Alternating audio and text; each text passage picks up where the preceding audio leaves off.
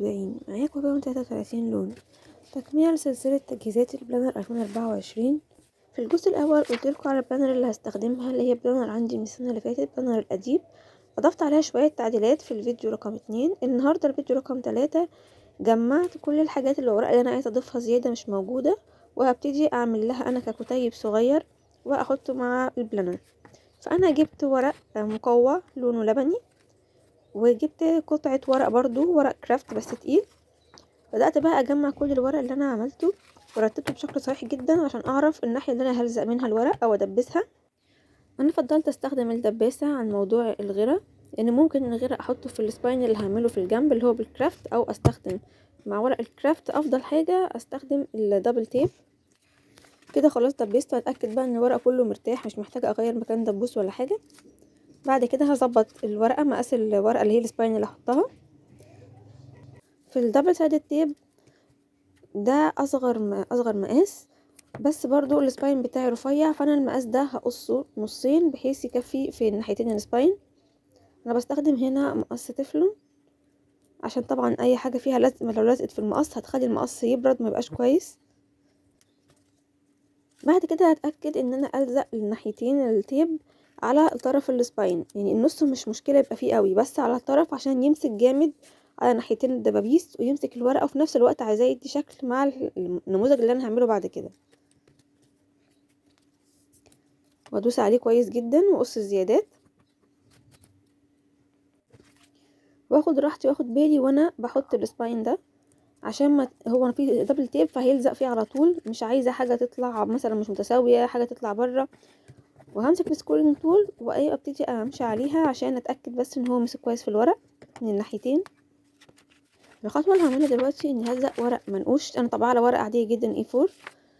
انا عملت الخطوه دي ليه؟ ممكن من البدايه استخدم ديزاين بيبر، الورق اللي هو المنقوش المقوى، ممكن استخدمه، بس انا كان عاجبني النقشه دي وما عنديش منها مقوى، فتغلبت على النقطه دي باني احط ورق مقوى ساده والزق عليه النقش اللي انا عايزاه.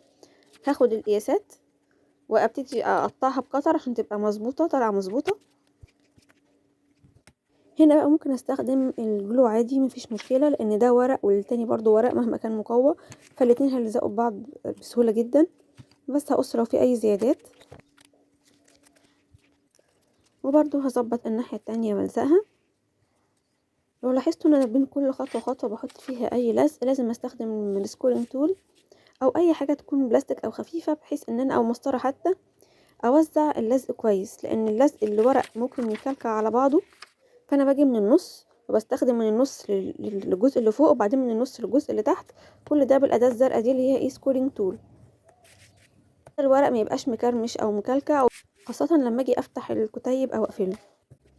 بعد ما اقص الزيادات واخلص الجزء ده هبتدي بقى اشوف، انا مش عايزاه كله يبقى برضو ساده، عايزاه يبقى او منقوش، عايزاه يبقى برضو فيه جزء من التزيين خفيف بسيط بس يعبر عني شخصيتي انا. فانا هجيب ورقه بيضه وهبتدي اقصها بالمقص المشرشر ده. المقص المشرشره في منها انواع، وكل شرشره ليها مقاس معين يعني. فهبتدي اقص الاربع جوانب بتوعه واشوف كده منظرها في النص هيبقى عامل ازاي، احط في النص ولا احطه فوق، واشوف اللي هيمشي معاها ايه، احط استيكرات او احط اختام. انا عايزه احط الاستيكرات عن بنوته واختام، ولو في داي كاتس فانا هجرب واشوف ايه اللي هيليق اكتر.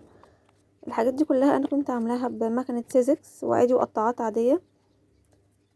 هبتدي الزق كل حاجه مكانها. قبل ما الزق اي حاجه طبعا انا بشوف ايه اللي هيليق اكتر، وابتدي اخد صوره، وانا عشان اعرف لما اجي الزق تاني كل حاجه تبقى في مكانها الصحيح. انا حبيت الدنيا تبقى مبسطه وخفيفه وفي نفس الوقت الوان بتريح عينيا، لان حاجه دي حاجه تقعد معايا طول السنه. كمان حبيت يعني اوريكم من خلال اللي بعمله ده ان انا ممكن استخدم اي بلانر قديمه عندي، اي حاجه قديمه، ما فيش حاجه اسمها مش حلقه ما فيش وقت او قديمه مش هتنفع، لا، وانا اعمل اي حاجه زياده عايزه اضيفها، لان مش كل بلانر تبقى، مش اي حاجه جاهزه تبقى مناسبه ليا او لشخصيتي او لطبيعه شغلي.